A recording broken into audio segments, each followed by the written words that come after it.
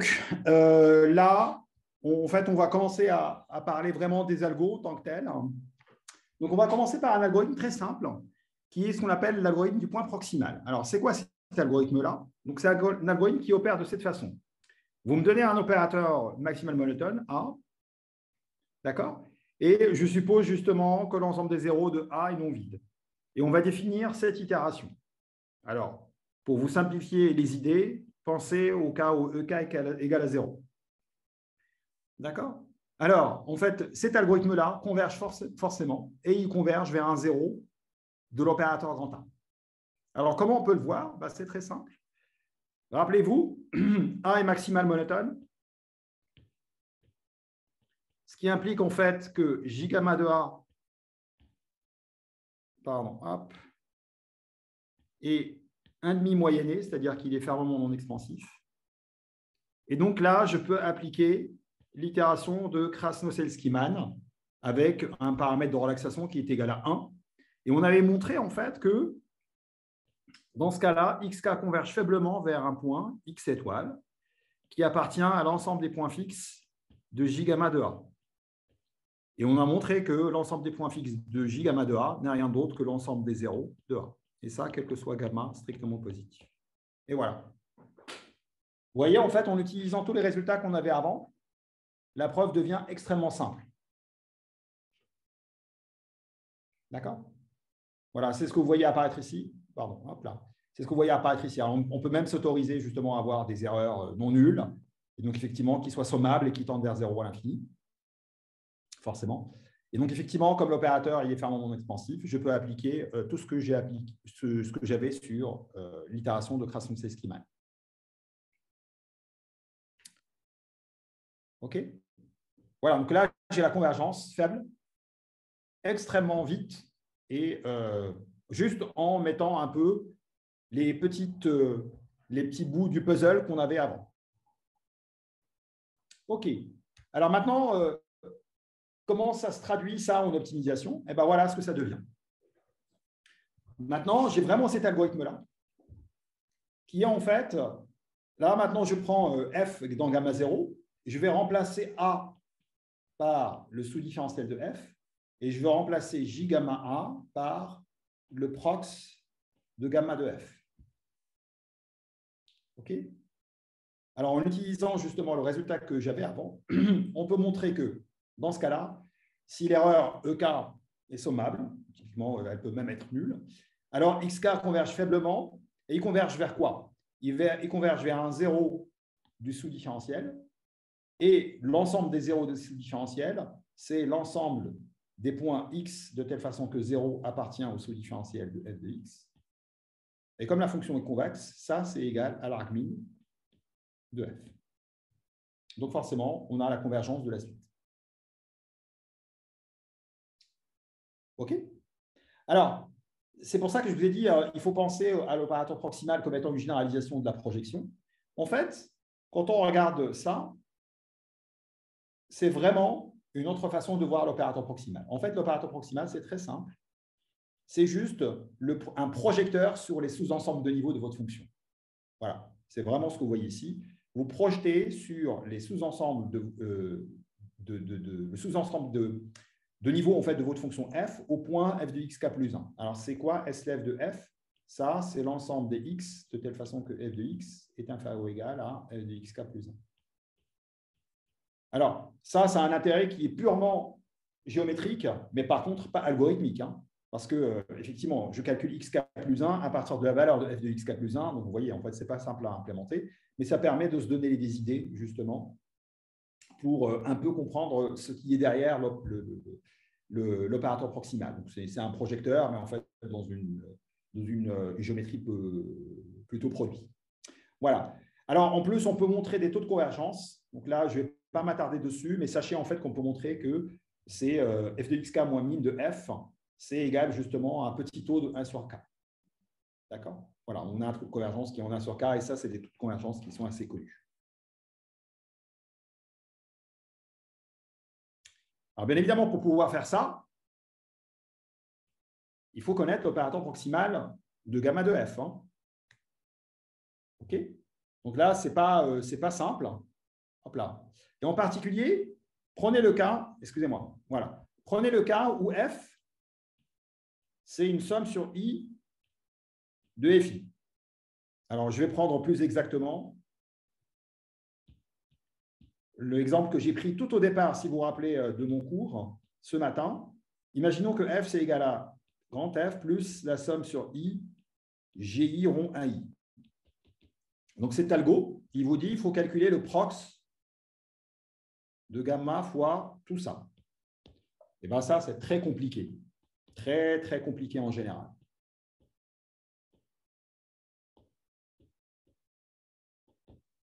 Voilà. Alors qu'on aimerait bien, alors si on m'avait demandé calculer le prox de ça, le prox ou le gradient de ça je sais faire. Ça, éventuellement, prox de F ou grade de F, si F est différentiable.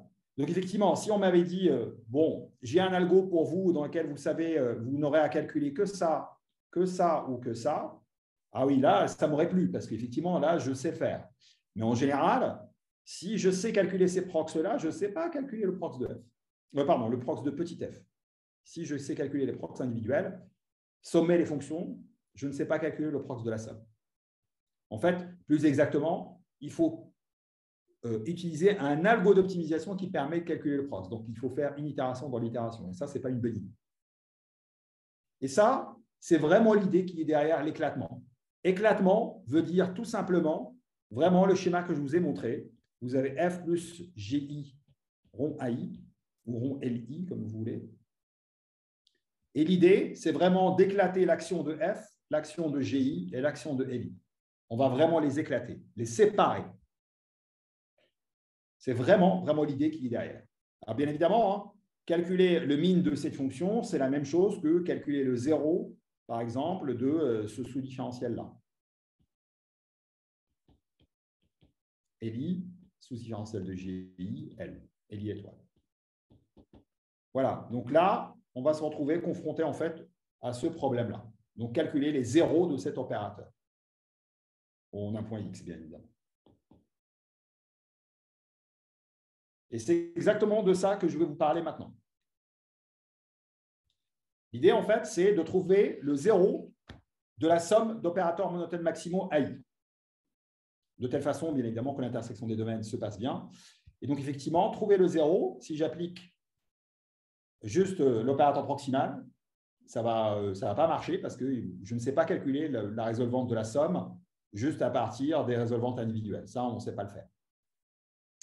Donc, voilà. Calculer ça de façon explicite, d'accord ? Même si les opérateurs individuels sont simples, ce n'est vraiment pas une tâche facile. Donc, c'est vraiment ardu en pratique. Donc, l'idée, elle est simple. L'idée vraiment de l'éclatement, c'est celle que je viens de vous expliquer. On va concevoir des algorithmes qui, au lieu de calculer gigamma de la somme, ils vont en fait faire des étapes. Et dans chacune des étapes, vous n'allez voir apparaître que les AI, chaque AI séparément à chaque fois. Donc, soit le AI lui-même, soit sa résolvante. Mais jamais une somme. Jamais. Alors là, je vous ai mis en fait une zoologie. Enfin, c'est tout un domaine de recherche, hein, il faut le savoir. Une zoologie des algos qui existent. D'accord ? En fait, ce qu'il faut savoir, c'est que c'est vraiment des algorithmes qui proviennent de la communauté de l'analyse numérique des EDP. Quand on analyse, en fait, quand on discrétise des EDP, généralement, on tombe sur des problèmes d'éclatement d'opérateurs qui sont des opérateurs monotones maximaux, soit dans le cas linéaire, soit dans le cas non linéaire, peu importe. C'est pour ça que vous voyez sur la gauche beaucoup de noms de gens qui proviennent justement de la communauté des EDP. Par exemple, Jean Gabé, Grégoire Mercier, Sigoni, Lyons, que vous connaissez sans doute, Pierre Lyons, hein, en l'occurrence, là, etc., etc. Glowinski, bon, voilà, toute cette communauté. Et en fait, de notre côté aussi, on a pas mal contribué à ces affaires-là. Il y a Combette aussi, Patrick Combette, qui a énormément participé à la popularisation de ces algorithmes-là. Voilà. Et donc là, en fait, cette zoologie, je ne vais pas m'attarder dessus. En fait, ce que je vais faire dans cette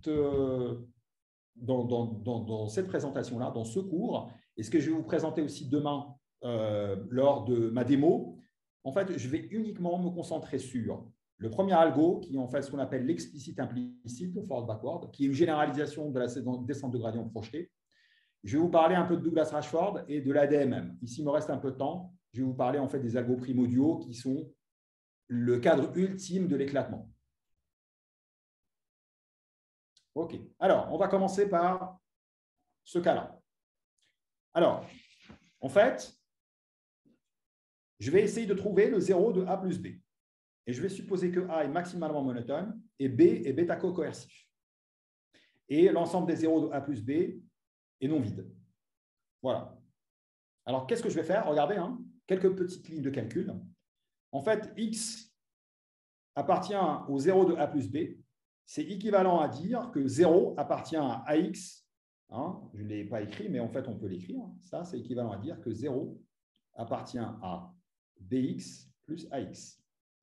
Alors, comme B est bêta-co-coercif, il est justement univoque, donc je peux le passer de l'autre côté. Donc, c'est ce qui me donne cette équation. Ensuite, je multiplie par un gamma avec un gamma strictement positif, de part et d'autre. Ça me donne un gamma ici. Ensuite, je rajoute X de part et d'autre. Alors, je le rajoute, je le soustrais en fait. Alors ça, je le mets entre crochets et j'ai X ici. Ce X, je le bouge ici. Ça me donne l'identité plus gamma A, X. Et je l'enlève de là. Ensuite, j'inverse cet opérateur-là. Donc, je l'emmène de l'autre côté. Ça me donne X égale à l'identité plus gamma A moins 1. Et ça, c'est la résolvante de gamma A. Et après, j'ai X moins gamma BX qui est là. Rappelez-vous, B est bêta-co-coercif. Donc, en fait, il est univalue. Il est univoque. Alors, pourquoi on appelle ça implicite explicite ou enfin explicite implicite, en anglais on appelle ça forward backward? Et bien en fait, je vais vous l'expliquer par la suite, mais en fait, ça provient vraiment de la terminologie provient des EDP, parce qu'en fait, on fait une discrétisation qui est une discrétisation explicite au sens de l'air ici. Donc là, le gradient intervient de façon explicite, et ici, l'opérateur A, il intervient de façon implicite, au travers justement de la résolvante. Et donc, bien évidemment, ça, c'est équivalent à dire que X est dans l'ensemble des points fixes de cet opérateur. OK? Alors, un exemple, encore une fois, important pour le traitement d'image. Imaginons que je veux minimiser f de x plus g de x sur x. Et je suppose que f, c'est une fonction qui est dans gamma 0, h, intersecte C1, 1L. Ça veut dire quoi? Ça veut dire que c'est une fonction qui est C1 et dont le gradient est Lipschitz continu. D'accord? Donc, qui est C1 et dont le gradient est L Lipschitz continu. Alors, je vais noter même 1 sur bêta Lipschitz continu. Et la fonction G, elle est dans gamma 0 de H. Donc, minimiser, trouver l'argmin de ça, c'est équivalent à dire que 0 est dans le gradient de f de x plus le sous-différentiel de g de x. Donc là, je remplace ça, c'est mon A. Ça, c'est mon B. Et en fait, l'algo que je récupère, c'est juste X doit être dans l'ensemble des points fixes de prox de gamma de A, de prox de gamma de F, excusez-moi, composé par l'identité moins gamma grade de F. Alors non, là, je me suis trompé. Ici, gamma de G, rond, identité moins gamma grade de F. Voilà. Donc là, vous voyez, hein, le cadre de l'optimisation est un cas particulier en fait, de ce cadre-là. On allant justement de la fonction à la condition de premier ordre d'optimalité qui est ici, et puis après au point fixe, comme on l'a fait avant. OK. Alors maintenant, qu'est-ce qui se passe? En fait, qu'est-ce qu'on peut dire justement sur les garanties d'optimisation pour cet algo-là? Alors maintenant, on peut même le relaxer. Mais en fait, le cas simple, c'est le cas où lambda k égale à 1. Mais bon, peu importe. Donc maintenant, je prends A maximum monotone, B bêta coercif. Alors rappelez-vous, hein, si vous prenez une fonction f et que cette fonction est dans gamma 0 et que son gradient est Lipschitz, et s'il est 1 sur bêta Lipschitz, bah forcément, bêta grade de f, il est bêta grade de f, il est bêta co-coercif. Donc ça rentre parfaitement dans ce cadre-là. Alors maintenant, je prends le pas gamma entre 0 et 2 bêta, et j'exclus 0, j'exclus 2 bêta, sinon je ne bouge pas. Je prends le paramètre mu, là, je le nomme, en fait, c'est juste une constante qui est égale à 2 moins gamma sur 2 bêta. Alors, en l'occurrence, ici, pensez au cas où lambda est carrément égal à 1. Hein, on se retrouve vraiment dans ce cadre-là. Et je suppose que l'ensemble des points fixes, pardon, des zéros est non vide. Et on définit cette itération, celle-ci. Donc ça, c'est une généralisation de ce que j'ai écrit tout à l'heure. Et en l'occurrence, ici, je peux même me permettre de prendre lambda k égale à 1, quel que soit k. Donc là, je me retrouve vraiment juste dans le cas où j'ai une étape explicite ici et une étape implicite. Alors ici, je peux même m'autoriser à avoir une erreur sur le gradient et une erreur sur le prox, enfin sur la résolvante. OK? Alors, pour simplifier, on peut supposer que les erreurs sont nulles aussi. Alors maintenant, si le paramètre de relaxation il est dans cet intervalle, 0 mu, alors en l'occurrence, vous voyez en fait que 1 y est, comme gamma est justement entre 0 et 2 bêta. Donc en fait, le paramètre mu, là, il peut aller jusqu'à quasiment 2. OK? Et si le paramètre de relaxation, il vérifie cette hypothèse, en l'occurrence, si je prends lambda k égale 1, ben en fait, c'est vrai. Et si je suppose que les erreurs sont sommables, alors x converge vers un point, et ce point est un 0 de a plus b. Il converge faiblement. Alors, comment on montre ça?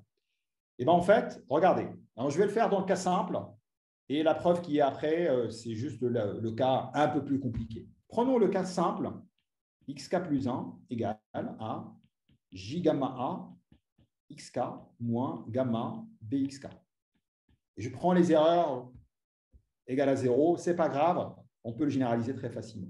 Donc, vous voyez que ça, c'est la composition de deux opérateurs. Le premier opérateur, c'est j gamma de a, et le deuxième opérateur, c'est l'identité moins gamma b de ton xk. Alors, ça, je peux l'appeler T1, et ça, je peux l'appeler T2. Alors, ça, c'est une résolvante. Donc, T1 est 1,5 moyenné. B est co-coercif. En fait, on l'a montré un peu avant, l'identité moins gamma de B, cet opérateur-là, il est alpha moyenné avec un paramètre qui est gamma sur 2 bêta, justement. D'accord? Voilà. Et donc, en fait, là, j'ai la composition de deux opérateurs qui sont alpha moyennés, 1,5 et gamma sur 2 bêta. Je vous rappelle qu'on avait montré auparavant que si vous avez T1 et T2 qui sont alpha moyennés, leur composition est aussi alpha moyennée. Et on peut calculer en fait son module d'alpha moyennage. Et donc, effectivement, comme l'opérateur T1, T2, il est lui-même alpha moyenné avec un paramètre alpha qui dépend de 1,5 et de gamma sur 2 bêta. Donc, je vous passe les détails. Et bien là, je peux appliquer l'itération de Km à T1 rond T2 qui me dit que xk va forcément converger faiblement, vers un x étoile qui est dans l'ensemble des points fixes de T1 rond T2. Et ça, l'ensemble des points fixes de T1 rond T2, si je regarde la slide d'avant, eh ben, c'est exactement l'ensemble des zéros de A plus B. Donc ça, c'est égal à l'ensemble des zéros de A plus B. Et voilà. Et la preuve est complète. Dans ce cas simple-là, enfin, un cas plus simple. Mais on peut le généraliser, effectivement, en autorisant de la relaxation et en autorisant aussi des erreurs. Ça ne change rien. Mais le raisonnement est exactement le même que celui que je viens de vous expliquer.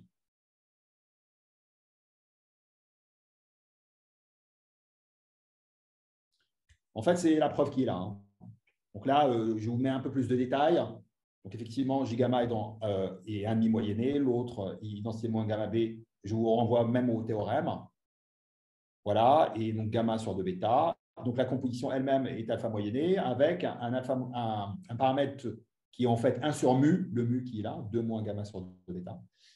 Voilà, et donc en fait, effectivement, on sait que à partir de ce qu'on avait dit avant, bah, ça converge. Et ça converge faiblement vers un point fixe de la composition qui est l'ensemble des zéros de A plus B. Et voilà. Donc, c'est aussi simple que ça. Une fois que vous avez en fait connu, vous connaissez un peu, on va dire, vos classiques de la théorie des points fixes et des opérateurs monotones, ça devient assez facile. Et des opérateurs alpha moyennés aussi. Alors, ici, j'instancie ça dans le cas de la minimisation d'une fonction. Alors là, je veux minimiser sur h f de x plus g de x. Alors, f que vous voyez ici et g que vous voyez ici. Donc là, celle-ci, l'hypothèse qu'on fait. Donc là, je vais juste barrer un truc. Hop là. Donc ça, il faut lire f. OK. Donc, si vous regardez la fonction f, il faut qu'elle vérifie ces hypothèses. Et la fonction g, c'est juste une fonction qui est dans gamma 0. Donc f, elle est convexe, d'accord, et à gradient Lipschitz. Donc là, il faut qu'effectivement, cette fonction-là, elle soit convexe à gradient Lipschitz. Et l'autre fonction, elle est juste convexe. Alors bien évidemment, si c'est le cas, on sait que le gradient de f, alors il est 1 sur bêta Lipschitz. Hein. Donc en fait, le gradient de f est bêta co-coercif.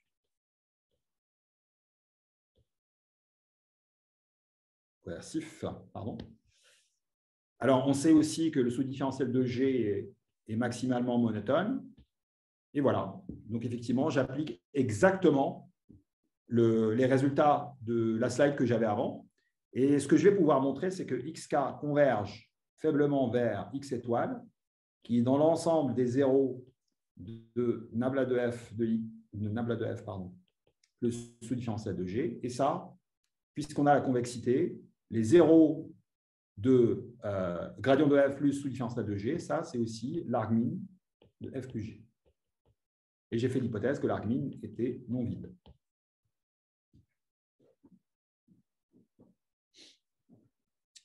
OK? Voilà. Alors, on peut aussi se poser la question, quel est le taux de convergence? Alors, je n'ai pas voulu, en fait, un peu surcharger la chose, mais je crois que je le fais après dans la preuve. Oui, je le fais dans la preuve, donc vous pourrez lire la preuve. On peut montrer effectivement que le taux de convergence, il est en petit taux de 1 sur K. Donc, il est légèrement plus rapide que 1 sur K. Donc, si vous tracez, hein, je vais vous le tracer ici, pour cette classe de fonctions, si je regarde justement f plus g en xk, en fonction de k, le nombre d'itérations, d'accord, en fait, si je regarde ça sur une échelle log-log, et ben, en fait, vous allez voir une droite dont la pente est unitaire. Voilà, et la pente ici, elle est unitaire. Alors, hop. Donc là, la pente ici, elle est unitaire. Donc c'est moins 1. Donc effectivement, hein, si vous faites ça, je vais vous le faire demain et lors des démos, et on va vraiment voir ce genre de choses. Vraiment, on pratique. Alors regardez, en fait, c'est quelque chose de très important d'avoir remarqué que là, on a vraiment un éclatement. Alors, effectivement, là, pour implémenter cet algorithme-là, la seule chose que je dois savoir, c'est calculer le gradient. La seule chose que je dois savoir, c'est calculer le gradient de f en xk et calculer le prox de gamma g. Donc, par exemple, si vous minimisez ce genre de problème, qui est très, très populaire en traitement d'image, min sur Rn de 1,5 de y moins h de x au carré, plus lambda x en norme 1, eh ben, c'est parfaitement possible avec ce genre d'algorithme. Alors ça sera votre... Pardon, hop là, j'ai glissé. Ça sera votre fonction f. Ça sera votre fonction g. D'accord? Et en fait, l'algorithme, il va ressembler à quoi? Eh bien, il va ressembler à, pour ce problème-là, xk plus 1 égale, alors, prox de la norme L1, gamma, alors on peut mettre un gamma, oui, c'est ça, gamma lambda norme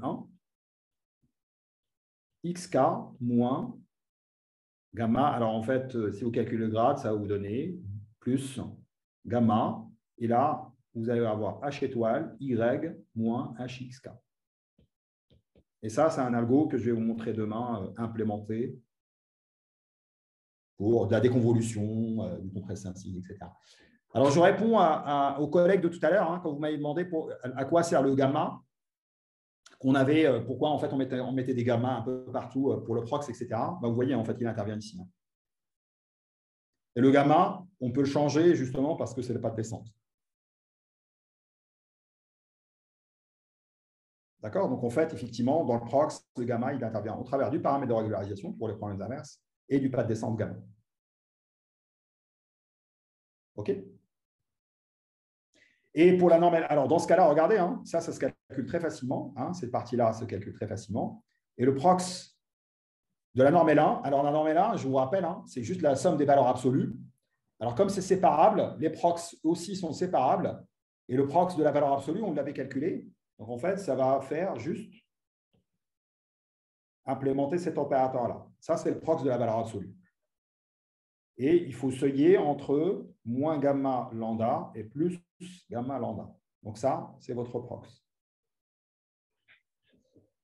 Donc, on sait tout calculer et le faire de façon extrêmement efficace. Et ça, je peux le faire sur des très, très, très, très grosses images, juste sur mon portable. Bien évidemment, vous n'avez pas le droit de prendre le gradient de G. G n'est pas différenciable, donc ça n'a pas de sens. Vous pouvez prendre éventuellement son différentiel, mais ça ne va pas être très bon parce que, justement, vous n'avez pas des propriétés de descente. Ce n'est pas une bonne idée.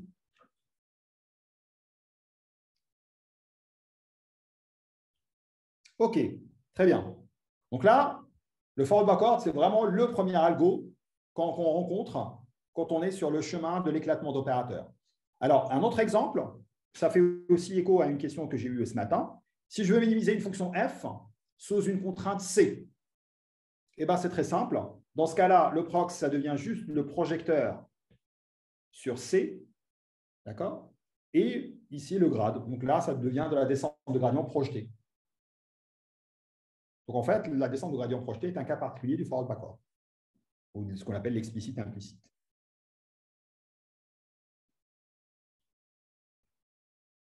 OK?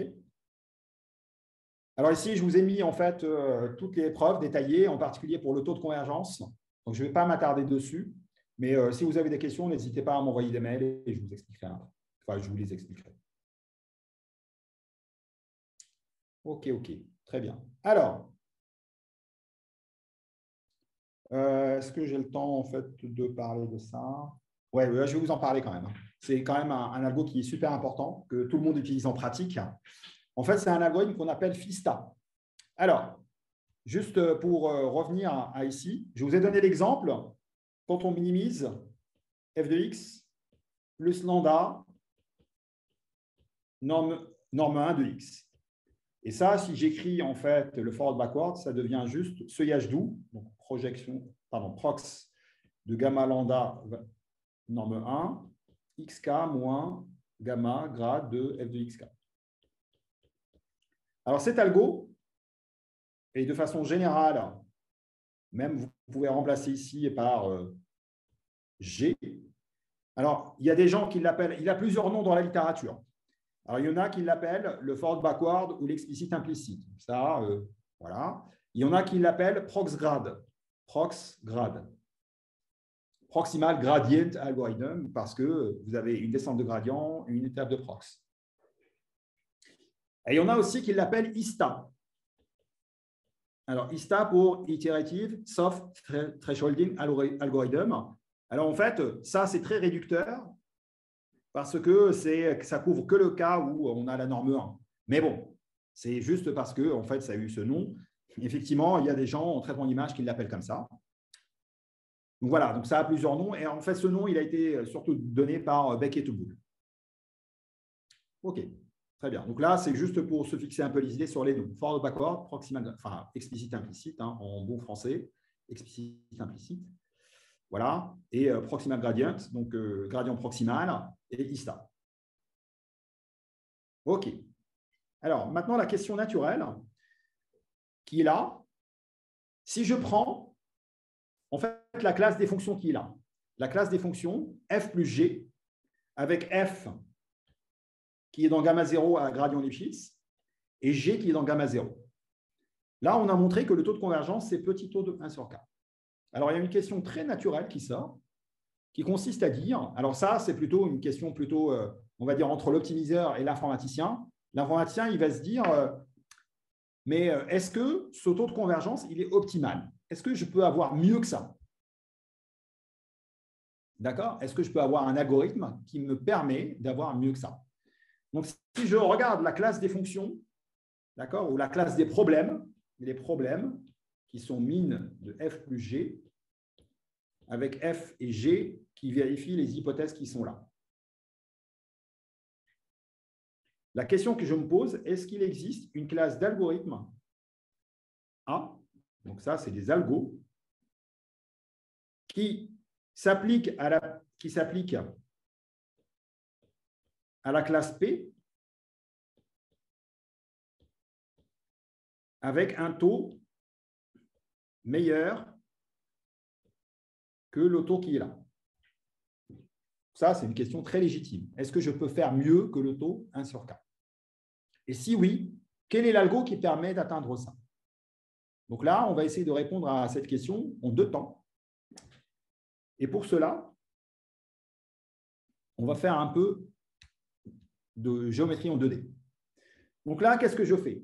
J'ai pris une fonction qui est une fonction quadratique et je fais juste une descente de gradient. Là, je n'ai pas G, je l'ai pris égal 0, j'ai pris que F. Et F est une fonction qui est convexe, un gradient elliptique. Donc la descente de gradient, qu'est-ce qu'elle fait? C'est très simple. Elle commence en un point et elle bouge dans la direction qui est orthogonale aux ensembles de niveaux, parce que le gradient, il est comme ça et on bouge dans la direction opposée. Ensuite, on est là, le gradient, il est comme ça, on bouge dans la direction opposée, puis après, on continue. D'accord? Donc ça, c'est la descente de gradient. Alors en fait, quand on regarde ça, on peut voir ça comme étant la discrétisation d'un système dynamique. Et ça, c'est vraiment Cauchy. Donc là, on remonte au XVIIIe siècle. En fait, si vous discrétisez en fait, ce système-là, d'accord, qui est un système de premier ordre, x point égale grade de f de x de t égale à 0, en fait, vous retombez sur la descente de gradient.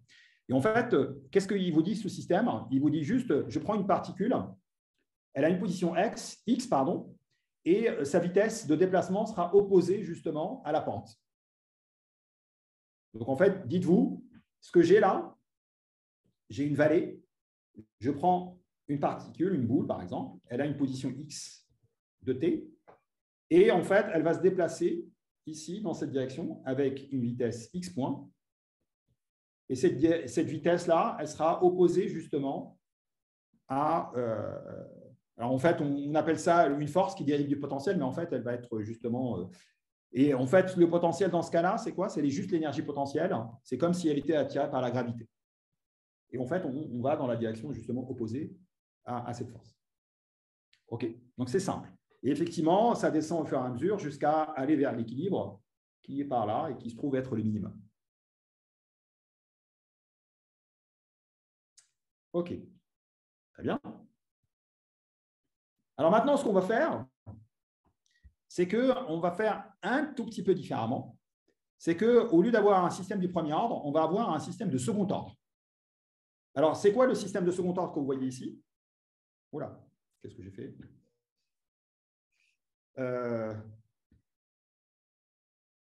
Pardon. Voilà. Très bien. Donc là, en fait, on va aller vers un système de second ordre. Et ce système de second ordre, quand on le regarde, en fait, c'est juste la loi fondamentale de la dynamique, ou de la mécanique, plus exactement. Donc là, c'est ce que vous voyez ici. Somme des forces égale m gamma. Donc en fait, somme des forces égale m fois l'accélération. Et donc là, les forces, je vais en mettre 2. Vous avez en fait la force qui dérive de l'énergie potentielle. Et ici, vous avez de la friction. Donc là, c'est vraiment de la friction. Donc là, en fait, j'ai une particule qui bouge, comme tout à l'heure.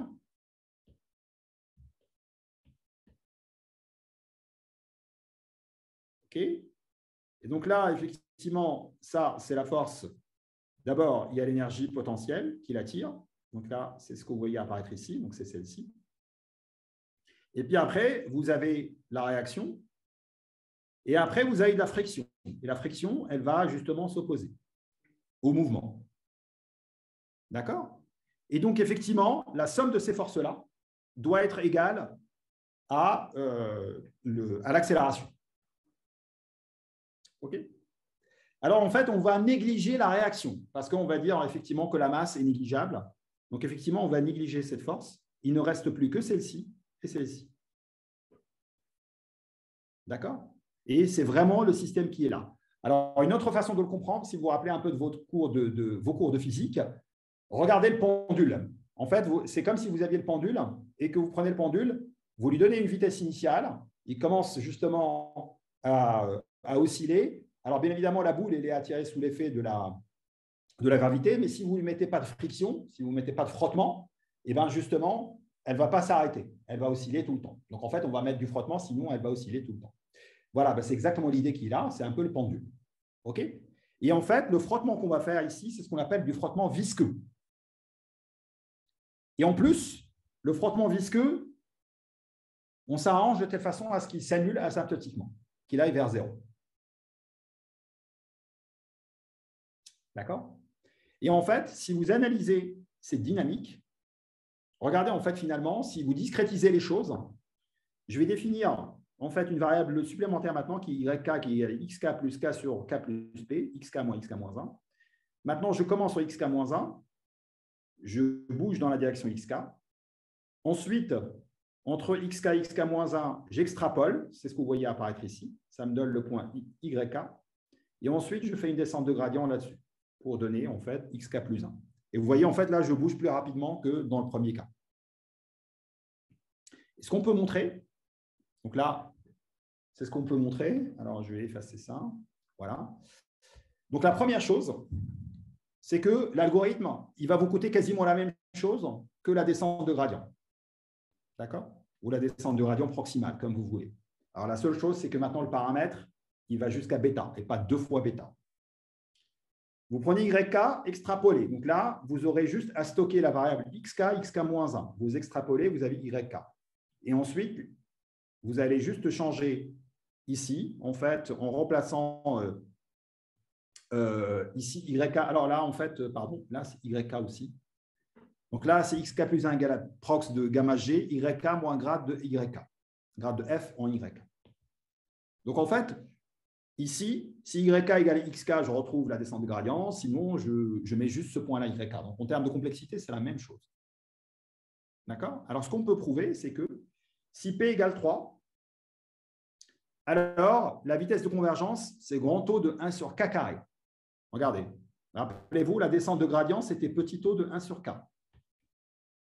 Donc là, on a vraiment une quantification précise qui est grand taux de 1 sur K carré. Donc, c'est mieux. Et ce qu'on sait, c'est que ce taux de convergence, on ne peut pas l'améliorer. Il est optimal. D'accord? Sur la classe des fonctions qui sont là, il n'y a pas d'algo qui permet de faire mieux. Donc, c'est 1 sur K carré et on ne peut pas faire mieux. Et en plus, si P est strictement supérieur à 3, alors, en fait, XK converge faiblement vers un argmin de F plus G, vers un minimum. Et en plus, la vitesse de convergence, elle est même en petit taux de 1 sur K carré. Donc, en fait, elle est strictement mieux que celle-ci, clairement. Alors, vous pouvez me dire, est-ce qu'il faut choisir, comment il faut choisir P? Déjà, il ne faut pas le choisir inférieur à 3. Parce que si vous le choisissez inférieur à 3, la vitesse, elle se dégrade. Elle devient O de 1 sur K à la puissance 2P sur 3. Et ça croît avec P. D'accord? Donc, en fait, la vitesse de convergence, l'exposant qui est là, il fait ça. En fonction de P, ici, c'est la valeur 3. Donc, ça croît linéairement et jusqu'ici, et ça atteint 2. Donc, en fait, la vitesse optimale, c'est 2. Et entre les deux, ça croît linéairement. Donc, clairement, il faut utiliser P supérieur à 3. Donc, ça, c'est ce qu'on appelle l'algorithme FISTA. D'accord? Ou alors l'algorithme FPG. Alors, F pour Fast, Proximal, Gradient, ou alors Accelerated Proximal Gradient. Et FISTA, c'est juste pour Fast, FISTA. Donc, ça, c'est les terminologies qu'on trouve dans la littérature. Alors, pour les gens qui se sont déjà amusés avec, par exemple, des frameworks pour faire de l'apprentissage des réseaux profonds ou des réseaux de neurones de façon générale, ils ont peut-être vu une option qui s'appelle SGD avec Momentum. D'accord? En fait, c'est la façon des gens de l'apprentissage, du machine learning, pour justement appeler cette classe d'algorithmes, parce qu'ici, ils voient ça comme étant ce paramètre-là comme étant un moment. Mais en fait, ce n'est pas un moment, c'est vraiment du frottement visqueux, c'est vraiment de la physique. Ça n'a rien à voir avec le momentum tel qu'ils l'appellent eux. D'accord? Alors, voilà. Donc, en fait, l'autre façon de l'appeler, c'est que les gens, ils appellent ça parfois des algorithmes, plutôt une descente de gradient avec momentum. Mais la vraie terminologie, c'est soit FPG, APG, ou alors, c'est ma terminologie préférée, moi, c'est IPG. Alors, pour proximal inertiel, en fait. C'est le I, c'est pour inertiel. Alors, pourquoi inertiel? Eh bien, tout simplement parce que ce qui est là, c'est introduit de l'inertie. D'accord? Le frottement visqueux, c'est ça qui fait.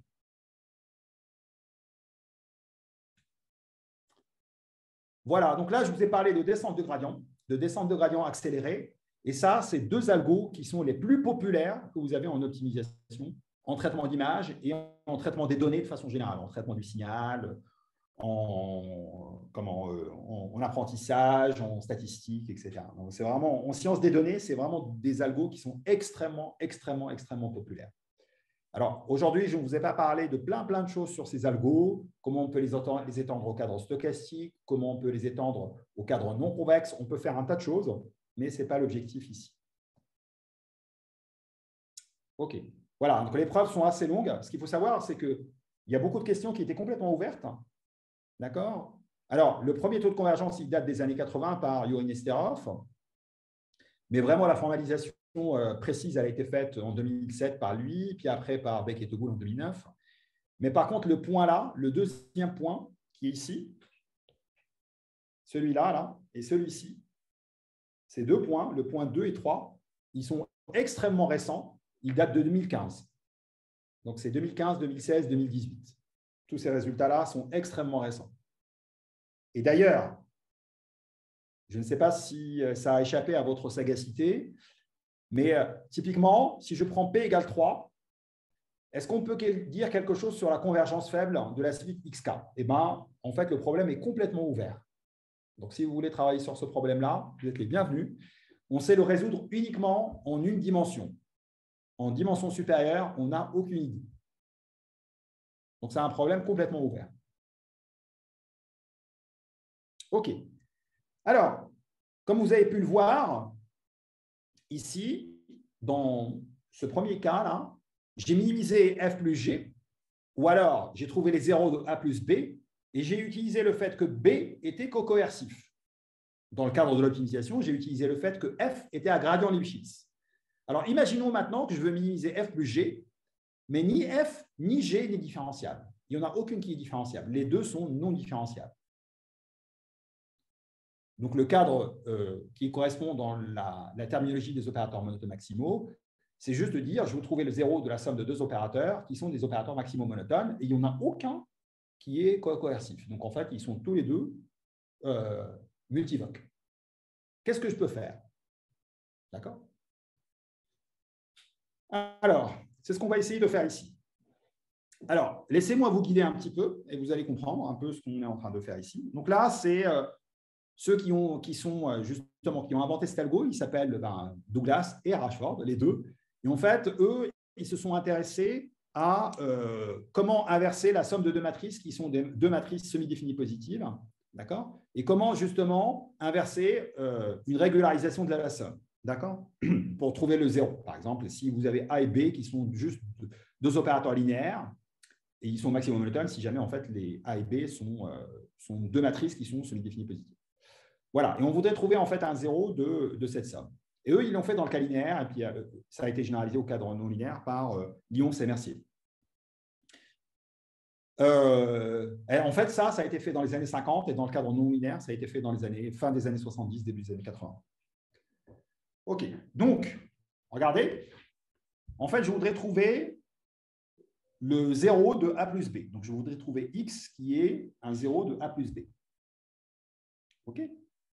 Donc, en fait, qu'est-ce que je vais faire? Eh bien, je vais faire de l'éclatement. Donc, ça, c'est équivalent à dire qu'il existe un Z de telle façon que Z moins X est dans gamma A de X et X moins Z est dans gamma de B de X, quel que soit gamma strictement positif. Regardez, en effet, si maintenant je prends ce membre-là et je le rajoute à ce membre-là, Ça se rajoute à ça, ça fait 0. Et c'est vraiment, effectivement, ce que j'ai. D'accord? Il existe au moins un Z de telle façon que ça, c'est vrai. Et ça, cette étape, c'est l'étape clé. C'est vraiment là où il y a l'astuce. Alors après, on va juste faire un petit peu de jeu. Alors, cette équation Z moins X appartient à un gamma de A de X. Je fais passer X de l'autre côté, ça me fait l'identité plus gamma A. Je l'inverse, ça me fait la résolvante. Donc ça, c'est équivalent à dire que X égale résolvante de gamma de A en Z. Ici, qu'est-ce que je vais faire? Je vais rajouter X et soustraire X. Si je rajoute X, ça me fait 2X moins Z moins X. C'est ce que vous voyez apparaître ici. Je fais passer X de l'autre côté, j'inverse l'identité plus gamma de B, ça me fait la résolvante de gamma B. Donc ça, en fait, il faut que X vérifie ces deux équations. X égale à J gamma A de Z et X égale à J gamma B de 2X moins Z. OK? Alors, rappelez-vous, hein, X, c'est déjà égal à J gamma A de Z. Donc, je vais l'enlever parce qu'effectivement, 2 J gamma A de Z moins Z, ça, on appelle ça R gamma A. Alors, en fait, l'opérateur qui est là, ça, c'est juste 2 fois J gamma A moins l'identité. Donc, c'est en fait ça. Après avoir utilisé ça là-dedans. OK, on continue. Et ça, c'est équivalent à dire que X égale J gamma A de Z et Z égale à… Alors, en fait, comment j'ai fait pour faire apparaître Z? Eh bien, c'est très simple. Pardon. J'ai fait passer en fait X de l'autre côté. D'accord? J'ai multiplié par 2. Donc là, j'ai fait passer X de l'autre côté. Ça me fait 0 égale à tout ça moins X. J'ai tout multiplié par 2, d'où le 2 qui est là. Et j'ai rajouté Z des deux côtés. Donc, c'est pour ça que vous avez un moins Z, ce qui fait Z et Z. Donc, si vous simplifiez cette équation, vous retombez sur celle-là. D'accord? Alors, ensuite, là, 2X moins Z, c'est aussi 2J gamma A moins l'identité, ça fait R gamma A. Donc là, c'est ce que vous voyez apparaître dans l'équation qui est juste en dessous. OK? Et ensuite, j'utilise effectivement, là, ce que je vais faire, c'est juste pour faire apparaître la composition. Donc, en fait, ça, c'est la même chose que ce que je viens d'écrire ici. D'accord? L'opérateur réflexif de gamma B et l'opérateur réflexif de gamma A. Voilà, hop là, pardon. Et ça, c'est équivalent à dire que Z, ça appartient à l'ensemble des points fixes de l'identité plus gamma A, de gamma B, pardon, rond gamma A sur 2, et que X soit égal à J gamma A de Z, qui est en fait un 0 de A plus B. Voilà, maintenant, il va falloir que je résolve, L'algorithme que je vais implémenter, c'est un algorithme de points fixes. Il va faire ZK plus 1 égale à ça appliqué à ZK, et je répète. Et à la fin, je récupère un minimiseur comme étant XK, qui est en fait l'image par J gamma A de ZK. Et regardez, encore une fois, très important d'avoir remarqué que pour implémenter cet algo, il faut juste que je calcule ça et ça. Et calculer ça, ça nécessite juste de calculer J gamma B. Et calculer ça, ça nécessite juste de calculer J gamma A. Et là, j'ai gagné. Parce que rappelez-vous, je ne sais pas calculer la résolvante de A plus B, mais je sais calculer la résolvante de A et je sais calculer la résolvante de B. Et c'est exactement ce que fait cet algo. Je calcule la résolvante de A à part et la résolvante de B à part. OK? Voilà. Donc là, c'est ce qu'on appelle l'algorithme de Douglas-Rashford. Alors, je vais vous montrer avant d'aller plus loin. Alors, bien évidemment, ce n'est pas symétrique. Hein. Si vous inversez le rôle de A et B, ça ne vous donne pas la même itération, mais par contre, vous convergez toujours vers un 0 de A plus B. Ça, il n'y a pas de problème. Alors ici, je vous donne un exemple très simple pour trouver X qui est à l'intersection de deux convexes. D'accord? C et D. Alors, C et D, ils sont représentés ici. Hein, c'est les deux droites. Là. OK? Et donc, voilà. Donc, ça, A et B, ce sont des ensembles affines, hein, en l'occurrence. Et là, ce que je vous ai fait, c'est l'algorithme Douglas-Rashford sur la gauche, ici. Ça, c'est Douglas-Rashford, où vous faites d'abord C et ensuite D. Vous projetez d'abord sur C et après sur D. Ici, vous faites la même chose, mais vous avez la version symétrisée. En fait, vous projetez d'abord sur D et après sur C. Oula. Bon, c'est bon. OK. Et finalement, vous avez la projection alternée qui est à la fin. Alors, la projection alternée, pour ceux qui ne connaissent pas, c'est juste l'algorithme qui est représenté ici. C'est vous projetez sur C, ensuite sur D, C, D, C, D. C'est pour ça, en fait, que ce que vous voyez à la fin, enfin, ce que vous voyez à l'intérieur, c'est que xk plus 1, vous projetez sur C, ensuite sur D, ensuite sur C, ensuite sur D, ensuite sur C. C'est juste une succession de projections orthogonales. Voilà. Et là, en fait, ce que vous avez, les points bleus, ça représente juste ZK, c'est-à-dire en fait l'itéré du point fixe. Comment elle se balade. Donc là, en fait, vous avez dans la projection alternée, elle se balade entre les deux et elle finit par converger. Alors que vous voyez en fait que la trajectoire, contrairement à la trajectoire de la projection alternée où ça fait que osciller et à la fin ça converge, en fait, elle est beaucoup plus lisse la trajectoire pour Douglas-Rashford. Elle est beaucoup, beaucoup plus lisse. Ça n'a rien à voir avec la projection alternée, c'est très joli. Ça vous fait en fait une espèce d'orbite assez sympa et ça marche vraiment. Mais en fait, ça fait juste des projections un peu réfléchies. Alors, juste une petite remarque, sachez-le, en fait, la projection alternée, elle a beaucoup de mal à marcher quand on fait des ensembles non convexes, alors que Douglas-Rashford continue à marcher. Et en fait, c'est pour ça qu'il est d'un intérêt très, très important quand les problèmes sont non convexes. Alors ici, on ne fait que du convexe, mais bon, sachez-le. Voilà, donc là, c'était juste pour vous montrer un petit peu la géométrie de ces deux algos et qui sont fondamentalement différents. OK. Alors maintenant, voilà le résultat principal. Donc là, pardon, on va faire la chose suivante, c'est qu'on va définir l'itération ZK. Alors encore une fois, hein, je peux faire le truc simple, hein, mais bon, là, c'est-à-dire je peux prendre les erreurs est égal à 0. Donc là, j'ai rééclaté mon itération. Donc en fait, ZK plus 1,5. Donc là, c'est une itération, enfin une variable qui est intermédiaire. J-gamma 1 de Z de K. Et ensuite, ce que je fais dans la deuxième étape, là, ici, c'est vraiment ce qu'on a déjà vu. C'est une version relaxée. Donc là, vous pouvez prendre en fait lambda K égale 1, il n'y a aucun problème. Et vous allez vous retrouver en fait vraiment, si vous prenez lambda K égale 1, vous vous retrouvez avec ce qu'on appelle en fait Pisman-Rashford, pour être tout à fait précis. D'accord? Alors, si les erreurs sont sommables, si en plus vous avez cette condition, et vous allez voir d'où cette condition sort, en particulier le 2 qui est là, il a une raison. Alors, dans ce cas-là, ce que vous savez, en fait, c'est que ZK converge vers un point fixe de ça. D'accord? Alors, bien sûr, vous avez juste la convergence des itérés ZK. Mais en plus, ce qu'on sait, c'est que la variable ZK plus 1,5, là, qui est là, elle converge vers J-gamma A de Z. Et en fait, ce point-là, il appartient à l'ensemble des zéros de A plus B. D'accord? Voilà. Donc, effectivement, là, vous avez un algorithme du point fixe qui marche sur des opérateurs monotones maximaux, donc par exemple dans le cas de l'optimisation avec des fonctions qui ne sont pas forcément lisses, et vous pouvez assurer la convergence des itérés du point fixe, et leur image par l'opérateur J-gamma A, c'est un 0 de votre problème originel. Alors, la preuve, elle est simple, encore une fois. Elle provient en fait de ça. Et tout ce qu'on a vu avant. D'accord? En fait, B étant maximalement monotone, on peut montrer que R gamma A est non expansif. Idem pour R gamma B. Donc, R gamma A rond R gamma B, peu importe, R gamma B, si vous préférez rond R gamma A, ça, c'est aussi non expansif. Donc, la composition d'opérateurs non expansifs, ça, on l'avait vu au départ, est non expansive. Alors maintenant, ça, c'est non expansif. Et vous faites 1,5 de l'identité plus 1,5 de ça. Et bien ça, c'est un opérateur qui est 1,5 moyenné. Donc fermement non expansif. C'est pour ça qu'il y a le 2 qui apparaît ici. C'est parce que c'est 1,5 moyenné. Alors comme c'est un opérateur 1,5 moyenné, je peux appliquer l'itération de Krasnodębski-Mal à cet opérateur-là qui est alpha moyenné.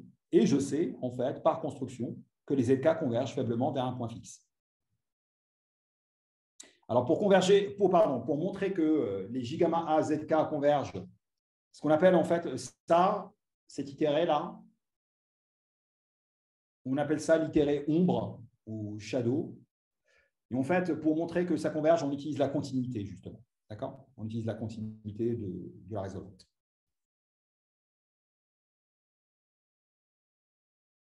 Voilà, donc là, hop, vous avez la preuve qui est au complet et qui, effectivement, voilà, c'est ce que je vous ai dit ici, hein, L'opérateur ici, il est 1,5 moyenné, donc effectivement, tout marche.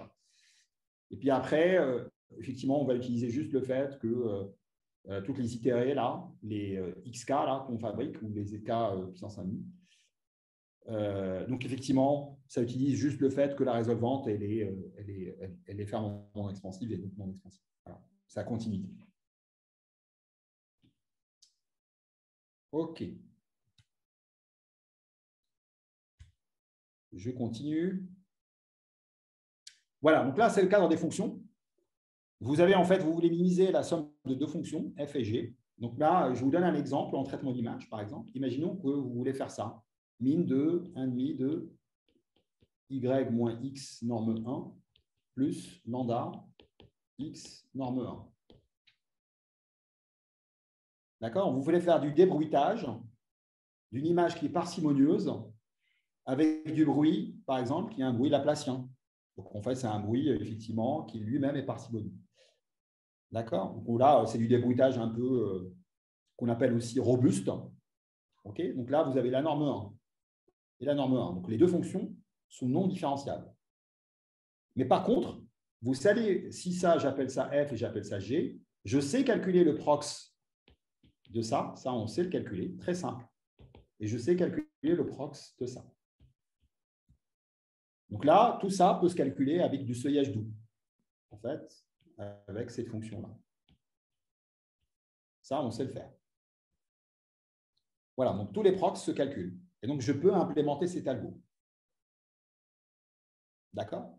Et en fait, ce qu'on sait, c'est que les ZK convergent. En plus, prox de gamma de f de ZK converge faiblement vers ce point-là, qui est dans l'arc min de f plus g. OK? Donc là, voilà. Et ça, encore une fois, ça utilise toute la théorie qu'on a vue au départ, qui est celle, la théorie des points fixes, et puis des opérateurs, on va dire alpha moyenné, non expansifs. Voilà, donc là, c'est un autre exemple, effectivement, que vous pouvez traiter, que vous ne pouvez pas faire facilement avec d'autres algos. OK. Alors, maintenant, je vais vous parler un petit peu d'un algorithme qui s'appelle l'ADMM. D'accord? Alors, ADMM, l'acronyme, c'est Alternating Direction Methods of Multipliers. D'accord? Donc, c'est la direction alternée des méthodes de multiplicateurs. OK? Alors, à quoi ça peut servir? Ben, en fait, ça peut servir à minimiser ce genre de problème. Alors, en fait, l'ADMM, on ne l'applique pas pour résoudre des problèmes d'inclusion monotone, en fait, pour trouver les zéros de la somme de deux opérateurs, mais en fait, on l'applique vraiment pour l'optimisation. Et je vais vous montrer après, en fait, qu'il est très, très relié au Douglas-Rashford. Donc, en fait, minimiser f plus g rond L de x, L est un opérateur linéaire, f et g, alors là, c'est f et g. D'accord? Ça, c'est équivalent à dire que, en fait, à minimiser, d'accord, f de x plus g de v sous la contrainte que v égale lx. D'accord? Donc là, j'ai juste introduit cette variable v, d'accord, pour vraiment découpler les variables x et v. Mais bien évidemment, j'ai cette contrainte qui les couple. Attention. Très bien. Alors, l'opérateur L, qui est là, il vérifie les hypothèses, il est borné, et on va voir en fait qu'après, il faut même qu'il soit injectif et linéaire, bien évidemment. On suppose qu'on a des conditions de qualification de domaine et que l'argmin est non. Voilà. Alors, comment on va faire? Alors, c'est très simple. Pour les gens qui ont déjà fait de l'optimisation, cette fois-ci, avec multiplicateur de Lagrange, donc typiquement, ça, on a une contrainte linéaire. Donc, on peut faire intervenir justement un multiplicateur de Lagrange, c'est ce que j'appelle ici U. Donc là, c'est une variable duale, c'est le multiplicateur de Lagrange dans le cadre en fait, du Lagrangien. Mais en fait, là, on va faire un peu plus. On va faire ce qu'on appelle un Lagrangien augmenté. Donc là, on augmente justement ce produit scalaire-là, on l'augmente de cette partie quadratique. Et vous allez voir que ça apporte beaucoup de choses. Alors, ça, on appelle ça le Lagrangien. D'accord? Et ça, on appelle ça le Lagrangien augmenté. Lagrangien augmenté. Alors, augmenté par ça. Augmenté. En fait, quand on parle d'augmenté, il est augmenté par ça. OK? Et l'algorithme de l'ADMM, qu'est-ce qu'il fait? Il fait de l'optimisation alternée. D'accord? Il va minimiser la fonction L par rapport à X en fixant U et V. Ensuite, il va optimiser par rapport à V en fixant X et U. Et ensuite, à la fin, il va optimiser par rapport à U en fixant X et V. Alors, la dernière étape, elle est très facile. En fait, ce que vous voyez apparaître ici, ça, c'est juste la maximisation en fait, de toute cette partie quadratique par rapport à U. D'accord? Donc, vous faites vraiment une ascente de gradient sur l'indicateur de Lagrange. Et ça, pour les gens qui connaissent la méthode d'Uzawa, en fait, ils doivent reconnaître des choses. Donc, effectivement, ce que vous faites, c'est juste une ascente de gradient. Donc, UK plus 1 égale UK plus. Et là, ce que vous voyez ici, c'est juste le gradient de votre fonction. Par rapport, justement, à la variable U. En effet, si vous calculez le gradient de ça, vous récupérez ça. Ça, ce n'est pas A, c'est L.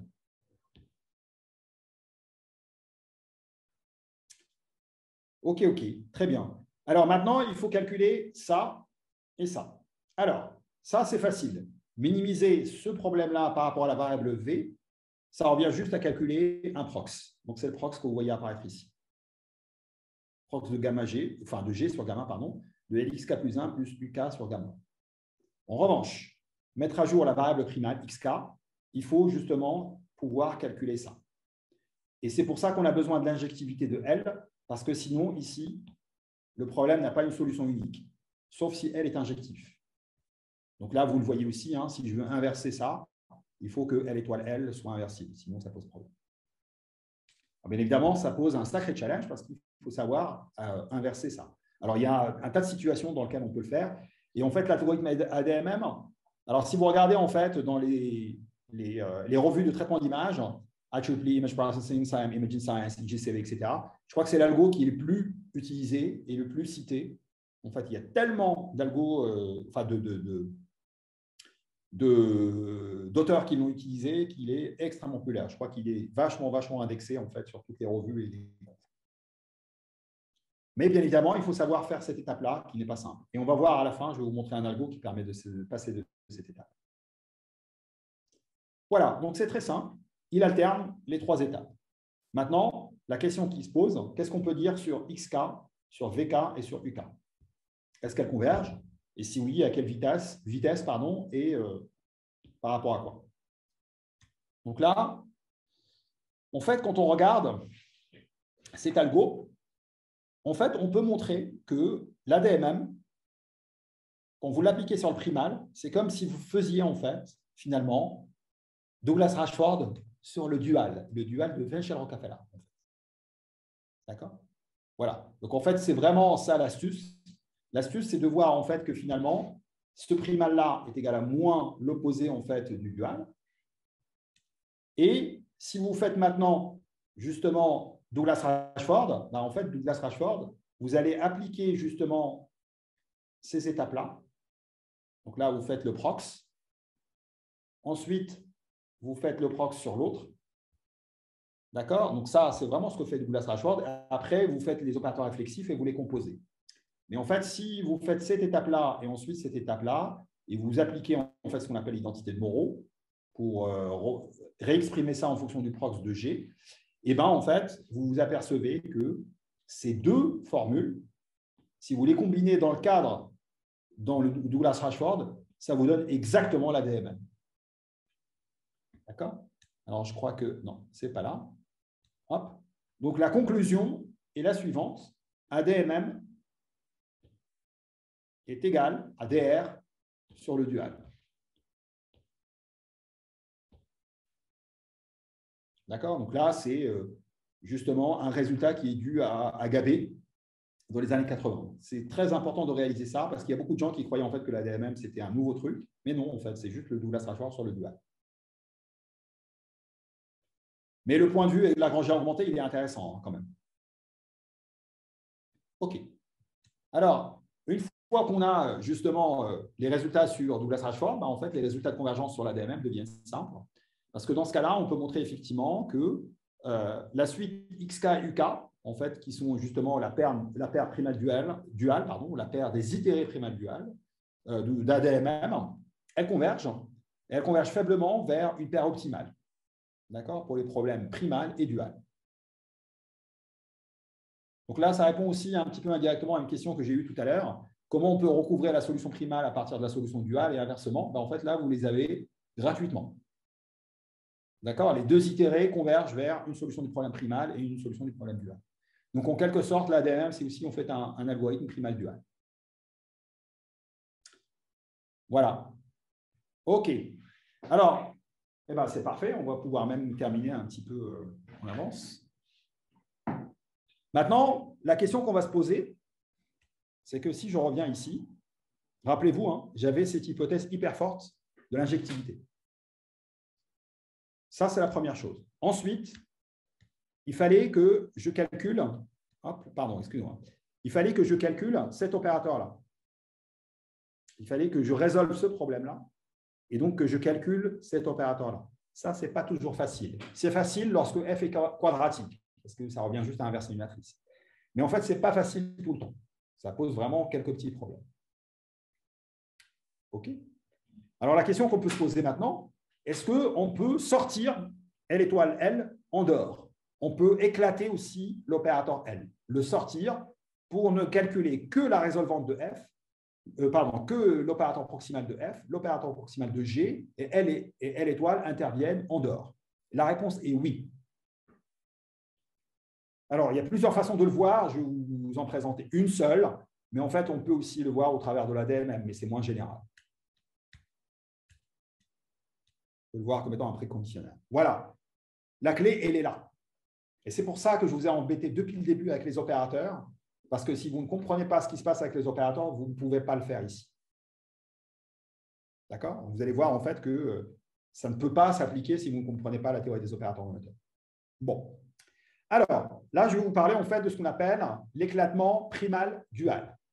Alors, c'est quoi l'éclatement primal dual?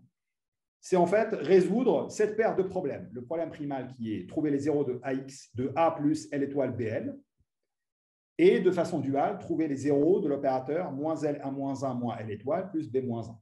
Et en fait, si vous regardez le problème primal dual dont je vous ai parlé tout à l'heure, celui-ci, là, si vous calculez les conditions de premier ordre de celui-ci, les conditions de premier ordre de celui-là, ben en fait, vous prenez A, vous le remplacez par sous-différentiel de F, vous prenez G, vous le remplacez par sous-différentiel, pardon, non, pas du tout. Vous prenez, hop, on revient un petit peu en arrière. A, vous le prenez et vous le remplacez par sous-différentiel de F. Vous prenez B, vous le remplacez par sous-différentiel de G. L reste le même. Ici, vous prenez en fait 1 moins 1, vous le remplacez par sous-différentiel de F étoile, excusez-moi, parce que c'est par définition l'inverse. Et vous prenez B et vous le remplacez par sous-différentiel de G étoile, qui en fait, ça c'est sous-différentiel de moins 1. Et P-1, c'est vous le remplacez par ça, qui est aussi sous-différentiel de G-1. Voilà. Et donc, effectivement, le problème qu'on est en train de regarder sur les problèmes primordiaux d'inclusion monotone, c'est la même chose que l'optimisation quand il s'agit justement de minimiser la somme de deux fonctions avec des opérateurs linéaires. Voilà. Donc là, je veux trouver le zéro de cet opérateur et de son dual. D'accord? A et B sont deux opérateurs maximaux monotones sur deux espaces d'Hibert H et K réels. L est un opérateur linéaire borné et on sait en fait que le problème primal, il a une solution. Là, c'est en fait juste dire l'ensemble des solutions est non. En fait, on peut montrer très simplement que ce système-là est équivalent à cette inclusion monotone. C'est hyper facile à montrer. D'accord? Donc, c'est vraiment très, très facile à montrer parce qu'effectivement, on va utiliser les relations entre le primal et le dual. D'accord? Et donc, effectivement, on peut montrer que la solution les solutions X et U au problème primal et dual reviennent, d'accord, ou sont équivalents à trouver les zéros de la somme de ces deux opérateurs T1 et T2. D'accord? Vous mettez ici dans la diagonale A et B-1, et ici dans l'antidiagonale L étoile et moins L. Alors, première chose, vous pouvez remarquer que l'opérateur T1 est maximal monotone. Pourquoi? Parce que A est maximal monotone, B est maximal monotone, donc B-1 est maximal monotone. Et ça, c'est un opérateur qui est diagonal, donc dans un espace produit, donc il reste maximal monotone. Donc, effectivement, on peut même aller plus loin. C'est que la résolvante de T1, c'est juste la concaténation de la résolvante de A et la résolvante de B-1, qui peut se calculer à partir de la résolvante de B. Alors là où les choses se gâtent, c'est là-dessus. En fait, ça, c'est un opérateur qui est maximalement monotone, il est linéaire, d'accord? Mais en fait, il est antisymétrique. Voilà, skew adjoint. Donc en fait, il est linéaire, mais il est antisymétrique. Et comme il est antisymétrique, eh ben, il n'est pas très sympa parce qu'en l'occurrence, il ne peut jamais, alors il est Lipschitz continu, mais en fait, il ne peut pas être cocoercif. Donc là, il ne peut pas être cocoercif. Parce que s'il l'avait été, eh ben, en fait, ça serait terminé. On aurait pu appliquer juste le forward-backward directement à ça. Mais en fait, ce n'est pas le cas à cause du défaut de cocoercivité dans cet opérateur. OK. Alors,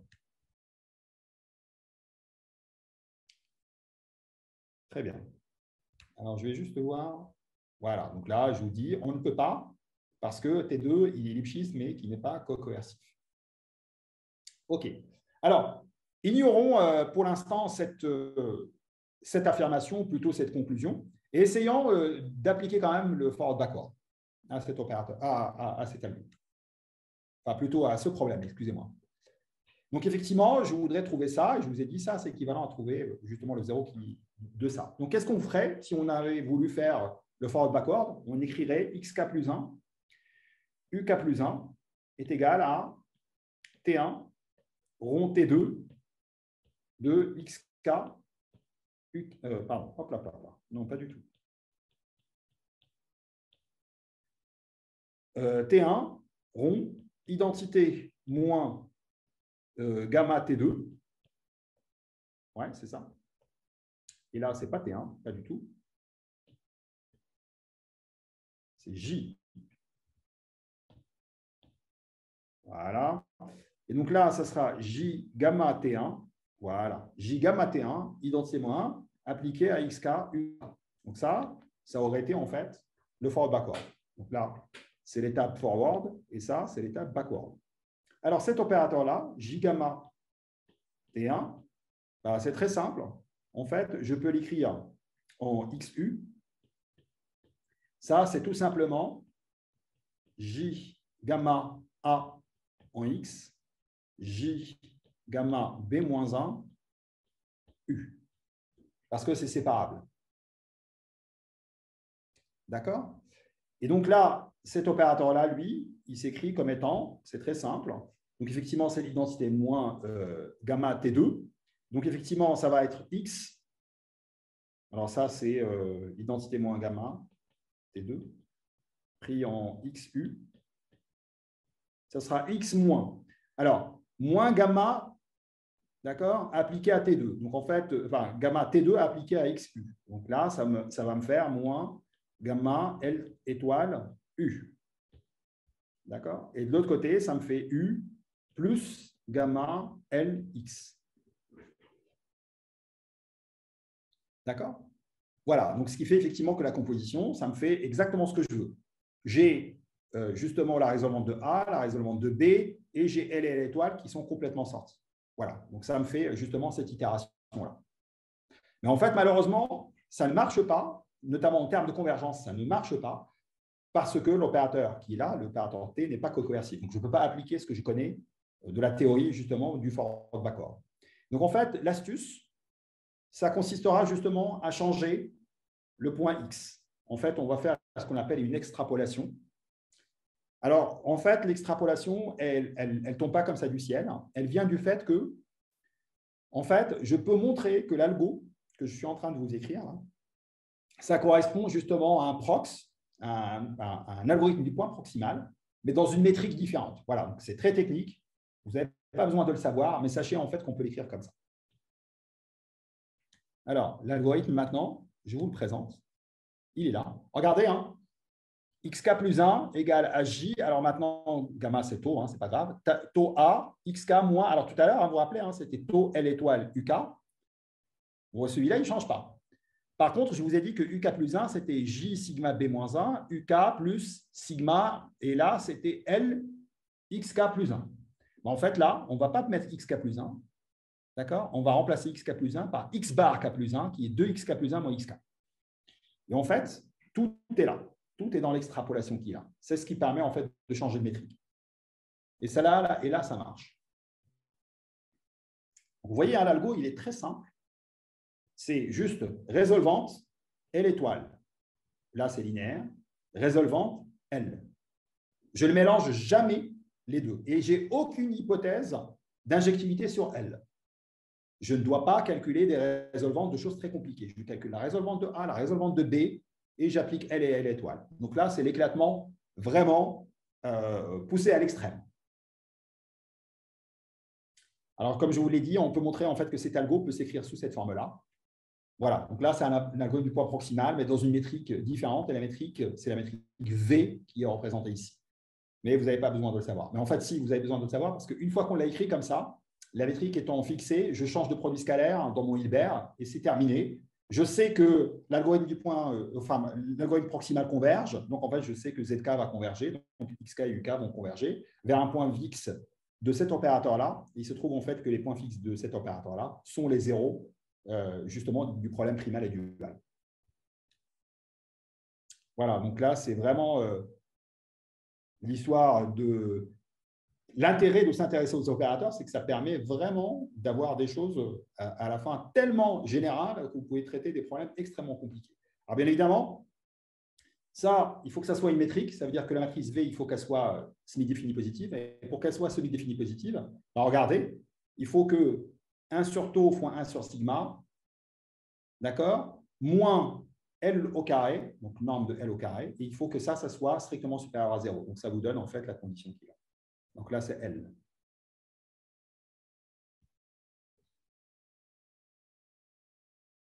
Voilà. OK. Et donc, effectivement, à partir de là, vous êtes capable de dire que votre algo va converger. D'accord? Si l'ensemble des zéros de A plus L étoile BL est non vide, alors la suite XK, UK qui est donnée par l'algorithme primal dual qui est là.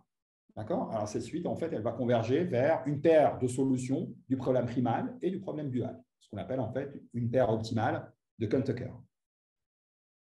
Et ça, c'est juste grâce à ce petit lemme qui est là. Donc, le lemme est super important. Voilà, donc là, c'est ce que je vous dis. Il faut combiner juste la proposition S83 et puis le lemme S110. OK. Alors, on peut appliquer ça, bien évidemment, à des fonctions. Donc là, en fait, je veux minimiser f de x plus g de f de x. Et en même temps, je veux minimiser son dual. D'accord? Enfin, je veux résoudre son dual. Donc, effectivement, regardez en fait l'algo que j'obtiens par rapport à la DMM que j'avais tout à l'heure. D'accord?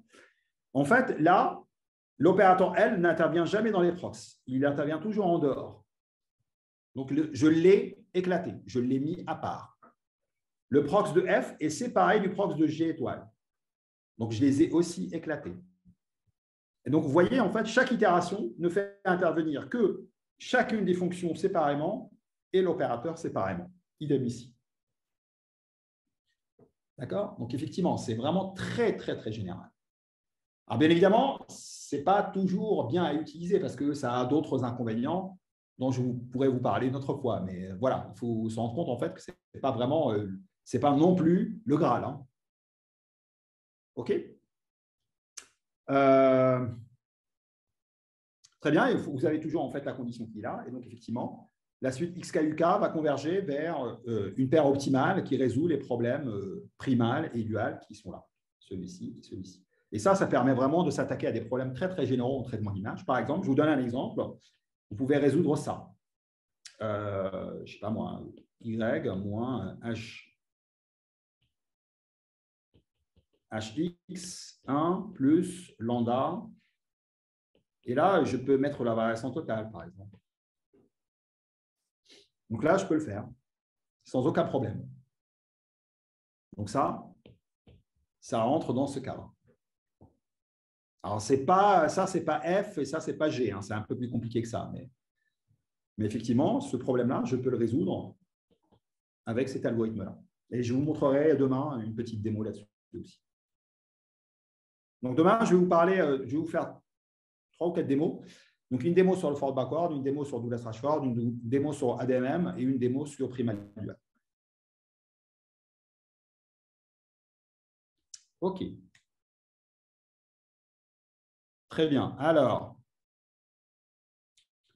maintenant, on peut rendre ça extrêmement compliqué. Donc là, en fait, je reboucle sur ma première slide. Vous vous rappelez, hein, minimiser f de x plus somme sur i, gi auront un i de x, enfin plutôt li de x. Li de x. Donc ça, résoudre ce problème-là, c'est exactement l'objectif en fait de cette slide. D'accord? Donc ça couvre vraiment ce problème-là. On va résoudre encore une fois un problème qui sera un problème primal dual. D'accord? Et donc, effectivement, je veux résoudre ce problème-là, qui est le problème primal, et son dual qui est là. Voilà, alors je peux faire même plus compliqué que ce que je vous ai présenté ici. On peut faire ce qu'on appelle des convolutions infimales, des choses comme ça. Et l'algorithme, en fait, finalement, comment on va pouvoir faire ça? Eh bien, c'est très simple. Ce n'est pas du tout compliqué, en fait. On va utiliser un artifice qui est de passer dans un espace produit. En fait, on va démultiplier les variables. Et on va contraindre à ce que toutes les variables soient égales. Voilà, c'est vraiment ça le message principal. Je vais vous donner un exemple simple dans 5 minutes pour que vous compreniez un peu ce qu'il y a derrière. Et donc, si on fait ça, en démultipliant, on se place dans un espace produit, ben en fait, on peut écrire ça exactement comme je l'ai écrit tout à l'heure. Et en plus, on peut même avoir des composantes qui sont explicitées. Donc là, c'est ce qui est donné ici. Mais bon, ça, c'est vraiment la généralité de la généralité. Il faut déjà maîtriser ce qu'il y a avant d'aller vers ces algos-là. Voilà, donc là, on peut faire la même chose. Voilà, c'est ça en fait que je voulais vous montrer. Pardon. Regardez en fait comment on va pouvoir s'en sortir, hein, par exemple, quand on va le faire par… donc, je vais vous le présenter dans un cas plutôt simple. Ouais, si, c'est ça. Je vais vous le faire comme ceci, comme ça. Ouais. Ouais. OK. Alors, il y a plusieurs façons de le faire. Alors, je vais vous prendre un cas simple. Minimiser sur x, f de x. Alors, je laisse le h pour l'instant. Je suppose qu'il est égal à 0. Somme sur i, gi. Et pareil, ça, je l'enlève. Donc, j'ai juste gi et li de x. D'accord? Et je voudrais utiliser un algorithme primal dual. Donc là, la première astuce que je vais faire, c'est que je vais écrire ça comme étant min sur x, f de x, plus grand G, d'accord, composé par un opérateur grand L de x. OK? Alors, en fait, je peux avoir plusieurs façons de le faire. D'accord? Alors, la première façon de le faire, c'est de prendre la fonction G comme étant G de U. Alors, je vais d'abord écrire l'opérateur L. Excusez-moi. Alors, l'opérateur L, je vais l'écrire comme étant quelque chose qui sera comme ça. L1, L2, et là, j'en ai M, par exemple. Je crois que c'est M que j'utilisais. Il y en a M. D'accord? Alors, quand j'applique X à cet opérateur, ça me donne en fait Lx, ça va me donner U1 jusqu'à UM. Et la fonction en fait G, c'est une fonction de U1 jusqu'à UM qui est égale à la somme sur I des GI UI. Donc là, c'est une fonction qui est séparable. Et une fois que je l'ai écrit dans cette forme-là, vous avez vu, hein, avec cette convention, bah, c'est terminé. Je peux appliquer ce que j'ai fait tout à l'heure. Ce que j'ai fait ici. Parce que je me retrouve vraiment dans ce cadre-là. OK? Voilà. Donc là, c'est ce qu'on appelle vraiment l'astuce de l'espace produit. Alors, il y a une autre astuce de l'espace produit, toujours. D'accord? Mais celle-ci, en fait, dans ce cas-là, il va falloir multiplier les variables. Parce que là, je vais démultiplier les variables duales. Là, il y a m variables duales. Mais je peux aussi démultiplier les variables primales. Mais bon, c'est quelque chose, en fait, dont on pourra parler une autre fois. Mais en fait, ce que je voudrais que vous compreniez, c'est que ce problème-là est exactement le même qu'avant, juste en redéfinissant correctement les fonctions. OK. Alors, j'ai presque fini. Alors, quelques extensions dont je n'ai pas parlé aujourd'hui. La première, c'est que j'ai très peu parlé en fait de ce qu'on appelle les taux de convergence ou les bornes de complexité, à quelle vitesse ça converge, etc. J'en ai mis quelques-uns, mais je n'en ai pas mis beaucoup. Alors, j'ai parlé d'accélération, mais pour quelques problèmes. Je n'ai pas parlé d'accélération de façon générale, mais ça, c'est tout un champ en lui-même. Je ne vous ai pas parlé en fait du point de vue système dynamique. Alors, j'en ai parlé dans une diapositive, mais c'était pour justement vous faire voir qu'il y avait vraiment un lien très fort entre optimisation et système dynamique. Ça pourrait faire l'objet d'un autre cours que j'aurai le plaisir éventuellement de vous donner. Le cas qu'on appelle non stationnaire, c'est-à-dire en fait le cas où les paramètres changent. Le cas avec des métriques variables, c'est-à-dire en fait on ne fait pas ça dans la métrique identité, en fait on peut le faire dans des métriques très compliquées. Le cas stochastique, donc la stochasticité sur l'évaluation des gradients, sur l'évaluation des prox, sur les fonctions que vous prenez, sur les variables, voilà, sur ce qu'on appelle les versions incrémentales. Donc en fait les versions stochastiques, c'est vraiment des extensions stochastiques en tout cas, c'est vraiment des extensions hyper importantes en pratique, notamment quand on est en très grande dimension, parce qu'il y a des fois où vous ne pouvez même pas calculer un gradient. D'accord? Donc, imaginons par exemple que je fais l'algorithme du PageRank, qui est en fait finalement une descente de gradient. Ben, en fait, si vous ne le faites pas en stochastique, vous ne pouvez pas le faire sur des milliards de pages. Alors, ce qu'on appelle aussi le cadre distribué. Donc là, c'est vraiment des choses qui sont hyper importantes en ce moment, notamment dans le cadre de l'apprentissage distribué, parce que les ressources de calcul, on va, au lieu de les avoir centralisées quelque part, on va plutôt les distribuer et on va justement faire de l'apprentissage, du traitement d'image qui est distribué sur plusieurs machines, qu'on va ensuite mettre d'accord dans une étape de consensus. Ce qu'on appelle aussi le cadre non euclidien, avec l'éclatement de type Bregman, typiquement pour avoir des méthodes de points intérieurs, des choses comme ça. En tout cas, oui, pour forcer les variables à vivre tout le temps dans une contrainte. Et puis, le cadre non convexe, qui est aussi très important en apprentissage, mais aussi en traitement d'image. Par exemple, imaginons qu'au lieu de minimiser la norme L1 telle que je vous l'ai présentée tout à l'heure, je minimise la norme LQ avec Q strictement inférieur à 1. Ben voilà, le problème est non convexe, mais pourtant, on est capable de dire des choses.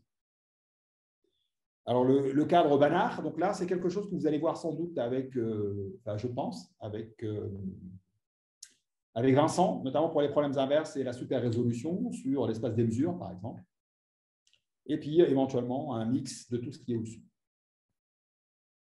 Voilà, donc là, je vous laisse regarder un petit peu ces conclusions qui consistent à dire que, voilà, la théorie des opérateurs monotones offre vraiment un cadre qui est extrêmement puissant, versatile, pour pouvoir résoudre des problèmes très compliqués, composites, d'optimisation en sciences des données, en traitement d'image en particulier. Ça vous donne des algos qui sont rapides, d'accord, qui passent à la dimension, qui passent à l'échelle, qui sont robustes, d'accord, et qui ont des garanties théoriques. Ça, c'est super important. D'accord. Et bien évidemment, l'utilisateur, il a après, justement, à sa disposition toute une batterie d'outils.